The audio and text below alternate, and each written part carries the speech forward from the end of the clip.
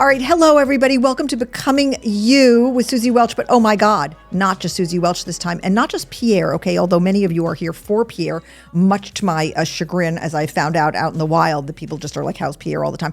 But I have the best guest on today, and somebody who I know incredibly well, Karissa Bodnar, who's a superstar makeup entrepreneur and CEO. She founded and runs Thrive Cosmetics. Look, Becoming You is the show about what you should do with your life and figuring out what you should do with your life. And I don't know any poster child better for answering that question than Karissa. And I love her and respect her and revere her and like her and all those other things. We were just downstairs talking before the show started, and she said, I want to tell our love story, which I'm like, I'm all in. You got to tell that, and I'm going to chime in and talk over you because that's what I do. But it's a great story of friendship and a great story of, dare I say it, mentorship, because you've been a mentor to me, and maybe I have been one to you. And that's the beautiful thing about women in business and men in business as well, is that we watch each other and learn from each other, support each other and encourage each other.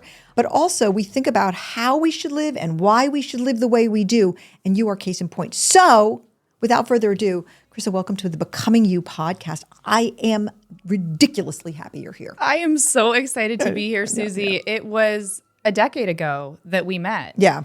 And nearly a decade ago. And you changed my life. Oh.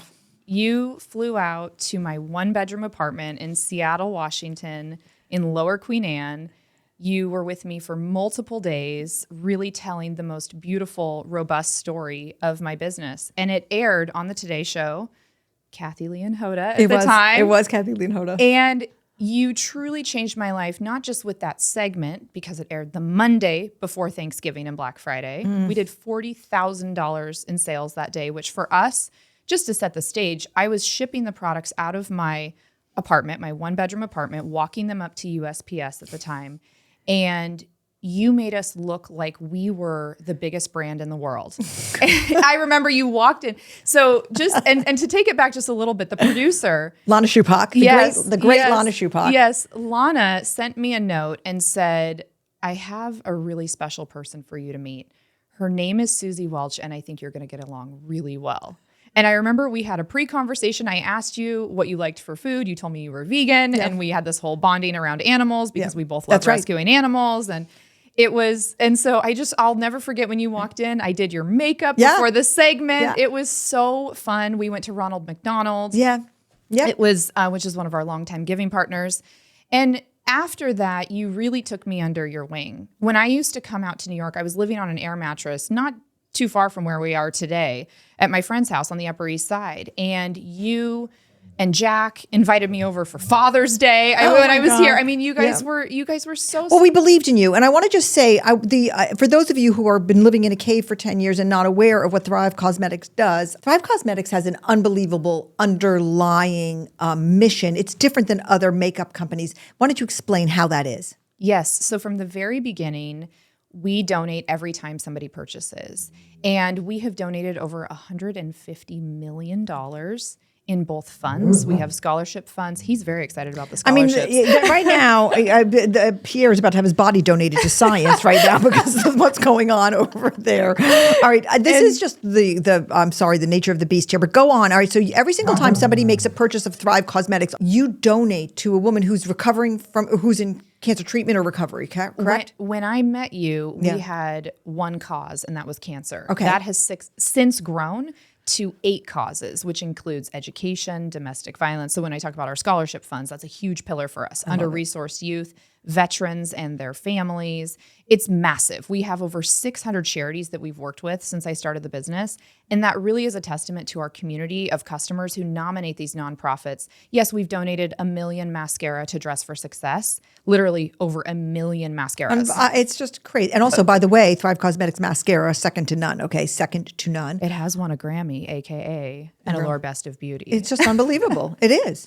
So I want to say, and if I didn't have fake eyelash extensions, I would wear it because that's what you give up was that. But I remember before I did those. It is fan, and everyone agrees it's the greatest. What mascara. should the Susie be when because we name all our products after inspiring people? What product would you dream of that we should make? Let's ask my team.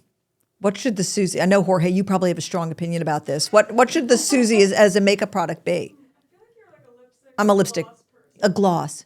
You know, long ago, like when I was 14 years old, I saw Dolly Parton say, and Dolly Parton, my great hero, say, you always need to be wearing a little bit of gloss. And that was it. That's all I needed to hear, okay? And I like literally will not leave the house without a gloss. So, Okay. all right, What all right. do we have a tone we're looking for? I'm always like kind of a nude lip, Karissa, since you must know. Okay. All right. So, Okay. all right, I'm taking notes. all right, but I'm I want to say, the I lab want to point tomorrow, out one so- thing to our listeners, which is that you're an incredibly successful company, as you should be, because your products are so fantastic and your aim is so true. You know, you could have made, what, do you think twice the money if you'd not been giving so much away? Sure. I love it. It's insane. Okay, when people talk I don't really about care though, if I'm being honest. You know, that's not what it's about. That's right. Okay. So let us return to Becoming You for a moment and talk about values, because look, the Becoming You methodology is basically says that what you should be doing with your life to be in your area of transcendence, which you most certainly are in what we call your area of transcendence, is at the intersection of your just, you know, deeply held values, your extremely pronounced aptitudes, what you're good at, and your interests. Think about it. You're so like, all right, let's just take the easy ones first. Your interests, you've always been interested in beauty and makeup. It's where you started. You're fascinated by it. It interests you on a scientific level. Like, you know, let the history show that when you first started making products, you were in your kitchen, right? With like products, like a scientist mixing them up, right? I mean, like you were using a blender to make some of your first products, were you not? Yes. Okay. So you're fascinated by the chemistry of it and the transformation it has in people's lives when they use it.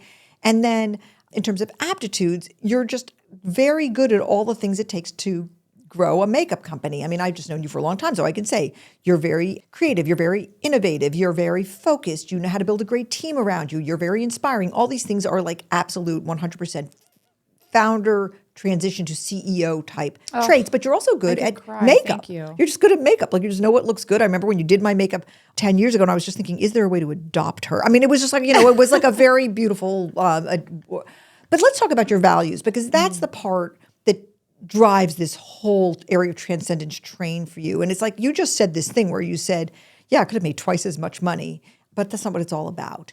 And people say that all the time, that it's really about giving back. But man, if anybody's ever walked that talk, it's you. So talk about like where that comes from, or like how you felt that impulse, because people have a lot of trouble getting in touch with their actual values. They do, just take my word for it. You didn't, but people generally do. Even I have. So go ahead and talk about that. You know, I think it really is a continuum, because with the success, I actually got a lot of imposter syndrome. Yeah. I had a lot of really strong instincts in the beginning, as you saw, and I really appreciate you saying that.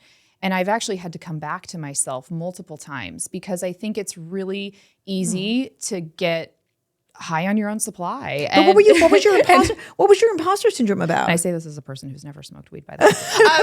Me neither. All right. Yeah. So I know to my kids' everlasting chagrin, like, won't you get high with us, Mom? I'm like, no, why would I start now? I'm 64. Yeah. So, but I would say, what was the imposter syndrome about? I think so. You know, I started the business, and for the first 3 years, I didn't even have enough money to pay myself, let alone another employee. Yeah. And so I was doing everything myself. And I was 24 when I started. So I didn't have strong management skills or leadership skills beyond what was intuitively within me. Right. And what I realized is that you have to play to your strengths as a leader. And so I started reading all these books, and I started being a student of the game, and I really appreciate all of that. I joined CEO groups. Yeah. And that made me think that I needed to be a certain way in order to be a great leader for the company, because I care so deeply about the team and the culture of the company. Yeah. And I've made a lot of mistakes. And so I think I was so insular to the business. I was working 24/7, never getting out pretty much since the business really took off at the end of 2016.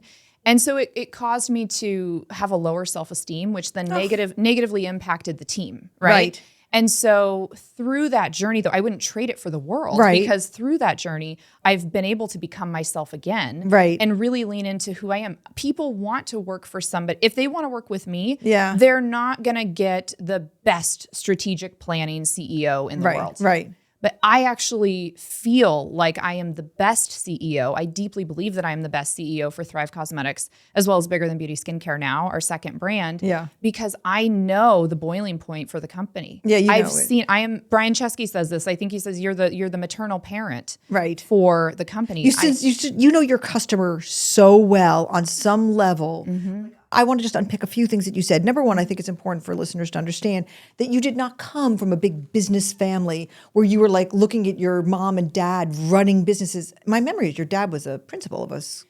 Yeah, he was a school administrator. Yeah. He started as an elementary school teacher Yeah. and worked his way up. And, Yeah. my dad grew up on food stamps. His mother immigrated here from Germany, and he created an amazing life for me. I grew up on a farm. Right. My mom is incredible. Yeah. And they really reinforced acts of service as a core value for us. When I was a kid, I was cleaning churches and, performing music at those churches and feeding people in soup kitchens. That was what. But it felt good to you. It must have, because that's when people ask me.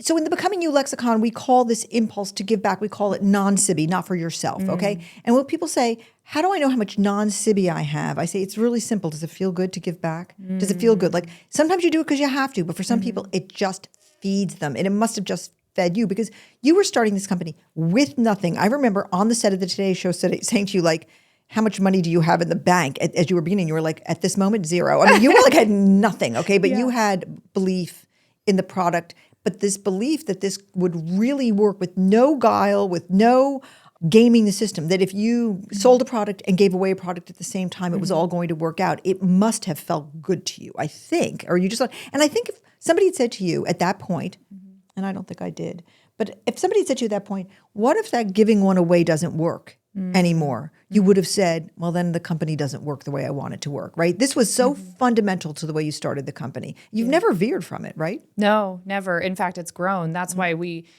donate monetary donations as well. And so, I mean, we do both. We call it responsive giving, and it's really whatever the charity needs. And we partner in a really bespoke, customized way with all of these nonprofits. We have a team dedicated to it. And we always say everybody at Thrive Cosmetics is on the giving team because our employees dedicate at least 10% of their time to the philanthropic aspect of the business. And in the same token, we can't just be giving away. We have to be creating excellent products. We always say— I was just going to say, looking into your face is quite difficult because it's so beautiful.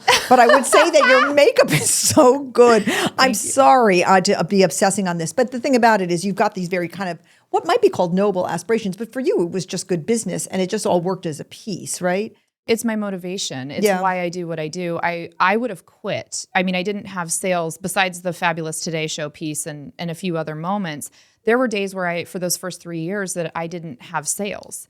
I would have quit if I hadn't donated. I actually donated 1,000 pairs of lashes and 1,000 adhesive. Like when you met Galen at Ronald McDonald, I remember. She was one of those first people. Yeah. And she's now a namesake for us. She is somebody who's still integral to really inspiring me. Yeah. So to me, I can't put a price on how much that has inspired me and really healed me in ways I didn't even know I needed. Wow. So for me, the cause has really changed my life more than I could. I mean, that's why I don't love focusing on the numbers, because one of my favorite quotes is by Ralph Waldo Emerson, which is, to know that one life is breathed easier because you have lived is to have succeeded.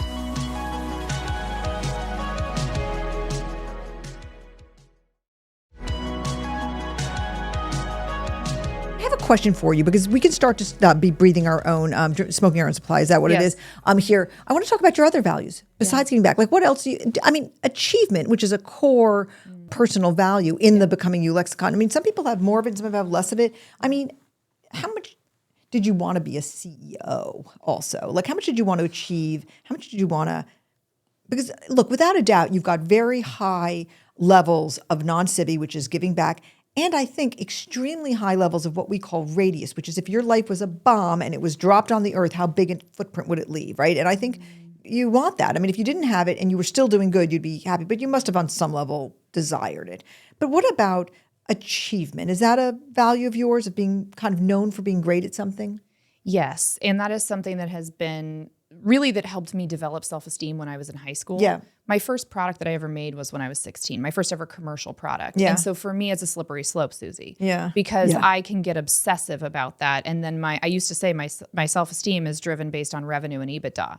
That's not healthy. But you know why? No, you know why? I'm going to just push back and say, you know why it's pushed by those? Because those are validation. And what you seek is validation. And safety. Right, exactly. It makes sure that my people are paid. That's right. But I think you value money in as much as it makes your people comfortable and have financial security. I don't think it's for you knowing you if as I I can take do. care of my parents, if I can, take care of my grandpa. Yeah. To me, that's what it's about. Yeah. Beyond that, I really don't care. And I feel really privileged that I know that. Yeah, right. I would say other values that I have are community.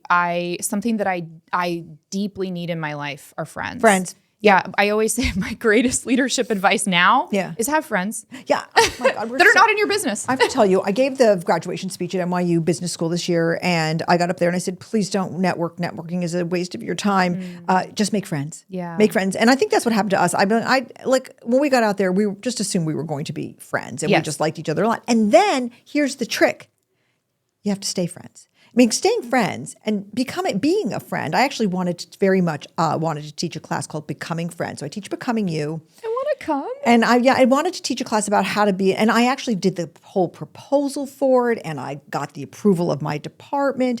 And I actually got 2 research fellows on this idea of becoming friends. How do we do that? How do we teach people to be friends? Because that's probably one of the greatest gifts we could give people getting out of school, along with teaching them how to make decisions, how to be a good friend. And then somehow Becoming You as just a concept and a methodology itself took off and becoming. But I will come back to it because I do think like you, I have, I don't call this so much community as I call it belonging, that you want to belong to something that's bigger than you. And it's sometimes family gives that to us, but sometimes it doesn't. Because for many people, family is very fraught. I remember how freeing it was one day when I was in church years and years ago, and it was Father's Day, and the pastor said, I want to acknowledge that there are people in this room for whom Father's Day is a very painful event. And I thought, thank God we can say that out loud, that family is not always, does not always bring us joy and happiness. For some people, family is a traumatizing or difficult thing. But friends, which we can let go of when they start, like family we cannot ever let go of, but like friends who we can let go of if it's not serving our heart anymore, are so valuable. And to have, I have this theory around friends, which I bet you share, which is that every friend is a tile in the mosaic of your life. Yes. And not any tile alone is the whole picture, but you have this beautiful, beautiful mosaic. These are the dogs trying to get in because they want to be friends with us. And I think that you're one of my tiles, and you're a big tile, but I would say that, this collection of friends, and that is good leadership advice to your team. And I bet, let me ask, maybe I'm wrong, is your leadership team and the people who work at your company, are they friends with each other? I believe so. Yeah. Yes. And I think the key is, as a CEO, letting that happen and still being a part of building the culture and building the community, and also really keeping your boundaries. Yeah. Because to me, there was a point where when we were first coming up as a business where I was Airbnb-ing with our team. Yeah, right. And that is not a good boundary when you're running a company of this size, Right. of this size, right? Right. I don't regret it, but I guess what I'm saying is, Yeah. I think because I was in my 20s, I was young, I would befriend employees in a Right. way that was not healthy because I was responsible for their livelihood, and that's on me. Right. And so now, I remember one time I was at all hands and I said, your manager is not your friend. Right. And people were really struck by that. Right, And I said, right. but let me tell you why. Right. Let me tell you what they like a mother. Right. I love you. Right. I love you so unconditionally, and I Right. believe in you so much. Right. And I do not expect you to love me back. Right. I'm not looking for love in all the Yeah, wrong places right. anymore. But there was a point where I was. And so I love that our team members are friends. Nothing makes me happier. But I do try to have a really strong boundary with them because I've made those mistakes and it's just not fair to them. Yeah, I have to tell you a story that you'll relate to. One time I had a management expert to my class. I teach a class called Managerial Skills. And she and I were talking. We're both old hands at this. And I said, offhandedly, I said to her, because at the end of the day, Emily, management is an act of love. And she said, yeah, it really is, blah, blah, blah. And we kept on talking. And then we looked up at the class at the same time, and they were literally in a complete state of shock. And all the hands shot up, and they were like, management is not an act of love. You have to have boundaries. And she and I were both like, absolutely. But if you're a good manager, you must love your people. Yeah. Just They can feel it. Right, yeah, but it doesn't mean the parenting analogy is not a bad one. It doesn't mean that you can't say you're really screwing up here and you're letting the team down and you're letting me down because of these pre-discussed topics around performance and values, right? It's not like I'm coming out of the blue. We're running a business here. We have to stay alive for all of us. But you have to, if you're a manager, a leader, and you don't have some kind of profound love for your team and desire to see them succeed, just get get out of it, right? Absolutely. And I meet CEOs all the time, and I'm like, "Oh, you're a CEO. You must love people," and they like grimace a little bit. And these are people running massive companies. I'm like, "Oh, okay. Well, we're okay. Yeah, good. You know that's your journey, not mine." Yeah. But I think I want to come back to what you were saying, because I remember reading Winning after you and Jack sent it to me. Yeah. And one of our core values at the company is candor is kind. Yeah. And Brene Brown. Brene Brown says that, clear is kind, unclear is unkind. Right. And so if you aren't giving them the target, and I can always do a better job at this, but that's why people need their KPIs. That's why they need their goals. They need deadlines. And people, and just like that parenting analogy, it's like they're going to be upset with you sometimes. Right, they are. But a hard truth is always better than a soft lie. People, I mean, like we get ourselves, it's like a Jane Austen novel. Like when I read Jane Austen, everybody was loving it.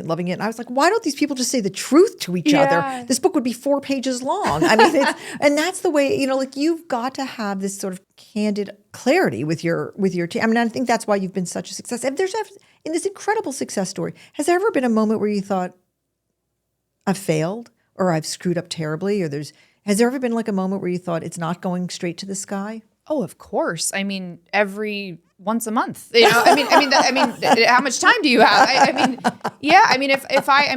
the first 3 years were the hardest. Yeah. And what I say to myself now is that I've eaten glass for the last 11 years, and so much that now it tastes like a slushie. And so for me, it is, but no, in a really beautiful way. I mean, Pink has the song "Beautiful Trauma." Yeah. That's how I feel about my journey with Thrive Cosmetics. Yeah. I have failed so many times, and I keep getting back up. Yeah. And because of that, those failures. I mean, I remember when I got my first cease and desist letter when I was still in my apartment, and I thought the business was going to be over. What was it for? It was for we were using a tagline that was owned by somebody else, and so then we changed it, and we were fine. Yeah, right. You know what I mean? But I didn't even know what a cease and desist was. Right. I have a PhD in what not to do. Right. So I've learned through my mistakes, and I have thought that I am a failure so much that now I'm able to look back and say, oh no, that was just leading you. It was leading you to the next. Right. So now when something happens, I'm like, okay, well, life is happening for me. Yeah, right. Exactly. And you just got to power through it. I mean, I think that your first big failure and then you get onto the other side of it, it was like, not as bad as I thought it was going to be. And it sure takes you down, but then you can be such a good companion to people going through failure and just saying, this is going to pass and you're going to be so much better because of it. Yeah. I'm glad to know that you keep on getting through them. They take you down a little bit less than they used to, right? Like when totally. somebody, Yeah, and you just need a good playlist. You need some Beyonce and some Jay-Z and some rap music. I know. Some breakup music is really good for business because you're like you can get through it. You can cry. What's your go-to song? I mean, I love Beautiful Trauma. Yeah, that's a good song. I love that. There's this Jay-Z song where he says, it's called Diamonds from Sierra Leone. And he talks about how difficult takes a day, impossible takes a week. I do this in my sleep. I can sell kilos of Coke. I'm guessing I can sell CDs. I'm not a businessman. I'm a businessman. Right. And so what I love about Jay-Z for people is that he's teaching. I mean, I love his song God Did as well, because I think he's saying like, we're the corner boys with the corner office. Yeah. And I think that what I love about his message is he's really subliminally giving people this business advice that's really powerful.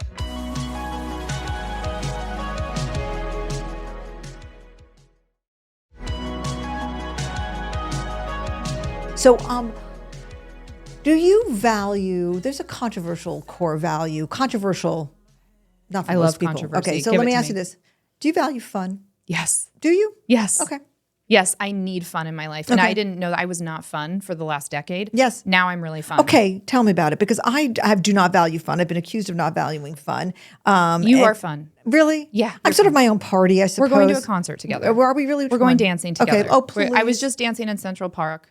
With my love, Agape Stassinopoulos, who you need to know. Okay. She's amazing. I'm going to see her after this. Okay. And we were walking through the park and we just danced. I don't even know what kind of dance it was, but we got that's the thing about New York City. You can be walking around and there'll be a dance. So I did go to Heidi Klum's Halloween party, and we'll go to it again this year. Oh my God, this is like the greatest achievement in my life that I ran to wrangle an invitation to that. And while I was at it, I was standing on a banquette with my good friend, Peter Esterson, Peter, are you listening? Anyway, we were standing on banquettes. We were dressed as Daenerys and Jon Snow from Game of Thrones. And in one of the great moments, I'm obsessed with Game of Thrones. And I wish I could have done that glam. Sorry. No, it was not glam. To see a 64-year-old woman with brown hair dressed as Daenerys is not a good look. But we worked hard on it. And he does not watch Game of Thrones. So we were going to go to this party together. And I said to him, you're going to go as Jon Snow. And he said, he was the one person on the face of the universe who said, who's that? And so we got him gussied up. And we went, and there was a banquet, and Peter, who cut his teeth at Studio 54 and is incredibly cool. And I can't say he's cooler than me because virtually everyone is. And so, but he's an unbelievably cool person. And we stood on a banquet, and we danced all night. And I thought, well, this is what fun feels like. I could definitely do with more of this. And it was great. And I plan to do it again sometime. But I am probably the only person at that party who got up the next morning at 9 a.m., taught a 3-hour class, left NYU campus, went directly to the University Club and delivered a speech. And I think this definitely gets in the way of my fun quotient. But I'm glad to hear you say that you didn't have fun for 10 years and then found fun, because this is a value that when I do my values bridge, which is a tool that's coming out soon as I keep on promising everybody, and I say where I am with fun, it's like kind of at a 3, but I would definitely like it to be at the top number, or 6 at least. I definitely think it's a value to pursue. What are we going to do? The list is long. Should we take a dance lesson together? I'm starting dance lessons at my house. What kind in of LA. dancing? What kind of dancing? 2000s music videos. So we're learning like Britney Spears, I'm a Slave for You, NSYNC, Bye Bye Bye. I got to move to LA immediately. So, Team, we're going to LA. So, I mean, look, wait, can we just get into the details with on my this? girlfriends. So you were getting a group of girlfriends. Yep. And then you've hired like a dance instructor to Yes. come to your house and teach you how to dance to these songs. music video choreographer. This is the benefit of living in LA. I mean, if I tried to find this person in New York, I suppose I could. I did a jam session on Broadway. No, we're doing this, Susie. We're doing this. Okay, bye everybody, because I'm going to have fun with Karissa for the next 5 years. That is a notion. Like, there's a dance studio in downtown New York where it's a guy and he just basically has a bunch of like middle-aged women who are dancing like that with him. Yes. And I've literally like looked up the address. Let's go. But the cringe factor for my children on everything I do is so high. We don't record it. This is for fun. We could record it for ourselves just so we can go back and laugh. Right. But this is, I don't have a dancing background. I got cut from the cheerleading squad, Susie. Yeah. I would say the nerds like me were not even trying out for the cheerleading squad. But this is blowing my mind, this notion that you could actually put fun into your life. Please send help. I mean, I want to do this. I think it sounds fun. And I actually really love to dance. And one of the kids' highest cringe experiences of their life is there was a great cheerleading movie. I think it was called Bring It On. Yep. Okay. And when we would play it over and over again, as kids are wont to watch movies over and over again, I would get up and do the cheers, and the kids would avert their eyes. I mean, it was sad. Well, we need to take that fun from a 3 to a 4 to a 5. Okay. I can be your surrogate child. Okay. And I will gladly. We'll do it. We will dance together. We're going to do that. All right. I don't know how we got here. How did we get here? Jorge, how are we doing on time on this Becoming You episode? I need you to know that I actually got an HR complaint a couple years ago for my dancing at all hands because it was too, I'm just going to say it, sexual. Like it was what? What did somebody complain to HR? And it was one of the greatest. Oh my God. I went to our leadership team and I said, I want you to know that this is one of the best days of my life as a leader because I am alive. I am alive. I am alive. And I will own it. I will own that I am a terrible dancer. And I am also having so much more fun than you. I want to say I want to say that I am heartbroken that somebody complained to HR about your dancing. I mean, that is a very sad. They're no longer with the company, and it's not because of that. Right. I think they just didn't have the level of. Did they have so much cringe that they had to go to HR and just say I'm cringing out, and they just didn't want you to dance anymore? They were just jealous of how much fun you were having with your life. All right, but you lived through it, and you breathed through it, and you're still dancing, which I really, really love. And you know, I talk on the show all the time about my secret mentor crushes, people who I'm like crushing on from afar, who are really mentors to me. And sometimes I know them and sometimes I don't. But this story right now explains why you are still my mentor. And actually, again, my friends, this notion that a mentor is some like white-haired guy at your company who's sort of sitting in the boardroom and is going to take you up on his stallion and gallop you off to your beautiful career is the stupidest notion in the world, because what you should be doing is looking around you to all the people you know and saying, this is a part, well, I love all parts of your life, but this is a part of someone's life and behavior that I want to emulate, and I'm going to follow in your fun footsteps. I don't know how this podcast ended. You're a mentor to me too. Oh, and I call it mutual mentorship, yeah, right? Right. to me, some of my mentors are 14. Ava from Ava's Pet Palace, started when she was 14 years old, started a pet food company. Unbelievable. Someone like you who meets me so early on in my journey. I did not know who Jack Welch was when I met you. All good. But you were a 23-year-old woman from Seattle who was starting a makeup company and not, following the my S&P. uncle worked for GE. I should do better. Excuse. Yeah, I should do better. I mean, I'm just saying, we developed a really pure relationship that had nothing to do with you were already doing so much for me by putting me on the Today Show. Mm-hmm. So to me, I really want to stress what a mentor you've been to me, what an inspiration you are to me. Okay. Now we're going to stop this part of the conversation. All right. So I love you in so many ways, but for the folks who are listening to this podcast, because they are curious about how does one get to their area of transcendence, there are times where you can get into it very young, and it doesn't have to be a brutal journey. Like you knew kind of in your bones very early on, these are my deeply held values. This is what I'm good at. I'm just going to keep on doing it, and I'm going to keep doing it better and better. And there was early love of your makeup, and it's gotten better and better as it goes along. And as I mentioned earlier, I am wearing it right at this very moment. I wear that. I love the blush bar, the blush sticks. Yes, triple threat color stick. I love them all the time. Maybe we need a Susie triple threat colors. We'll work on this one. And your interests were in beauty and in well-being, and you have put your life there. And I mean, I guess I wondered what's next. I mean, people would work their whole lives to get to where you are. Are you 34, 35? I'm 35. Okay, well, what's the next chapter? For me, I'm really excited about continuing to build a personal life. Mm-hmm. So for me, I'm really open to wherever that takes me, whether that does bring children into my life someday. I would also adopt. We work with a lot of foster kids, and every time I go to something related to the foster community, I'm like, okay, you're all coming with me. Yeah. I love animals, as you know. Yes. I'm a huge animal rescuer, and I have amazing friends, and I want to continue to have adventure and fun. Yeah. And all doing that while I'm running the company successfully. Right. To me, that is really a life well lived. And that's thriving to me. It is really a robust experience of a collection of experiences that I want to keep living life. I want to keep giving. I'm so excited about where the business is headed, continuing to grow, continuing to build there. We're only sold in the US and Canada right now. Oh my God. We have massive opportunity. We're sold exclusively on thrivecosmetics.com. Yeah. We have major opportunity at retail, which we're really excited about, as well as international expansion. So world domination is in your more future. Products. More products. I know. If you could make a wave of magic wand and make one more product, what would it be?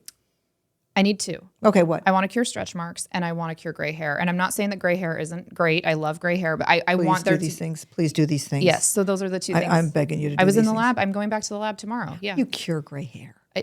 There's the melanocytes. We could have a whole podcast on that. Yeah. You'll put a whole industry out of business, by the way. But you would start a whole new one. Yes. That would be amazing. Yeah, that would be that's Nobel Prize a kind of territory. Would you nominate me if I did that? Yes, I would be out in the street with a big sandwich board saying, but so would millions of other women who are just, it's interesting. My sister's letting herself go gray. Hi Della, you listening? And I'm so in awe of her because it's a very bold step when you're a woman of a certain age to say, I'm not doing it anymore. I'm not going to the salon beautiful. Is it beautiful? Okay, I'm not there yet. I'm not there yet. It's beautiful to be gray. My mother is gray. One of our lipsticks for our Empower Matte collection, her name is literally Going Rachel. I love that story of empowerment. Yeah, to me, beauty is empowerment. But let's talk about this in 30 years when you start going gray. I already have some gray hairs. Oh, yeah. I've been building a company, Susie. I know. But I don't dye my hair. It's still virgin. I just pull them out, which is what you're not supposed to do. I know. You're not supposed to do that at all. Hold on to those hairs, okay? All right. You're the greatest. I hope that you have loved every minute of this, listeners, as much as I have. I can't get enough of you. And as soon as we are done with this podcast, this very special edition of Becoming You, and we stop rolling, I'm actually going to start to hit Karissa up to come speak to my class at NYU Stern. Oh my gosh, yes, you've got to do that. Yes. And because you have so much to teach October we're doing it. You have so much to teach the world, and the world has so much to learn from you, and you just got to keep being you. And listeners, I love you very much, and I love you too, Karissa. I'm so glad we made this happen. Stay tuned for next week, or go back into my back catalog and listen to the other episodes of Becoming You. Hit the like button and keep following us. And thank you so much. I'll see you next week.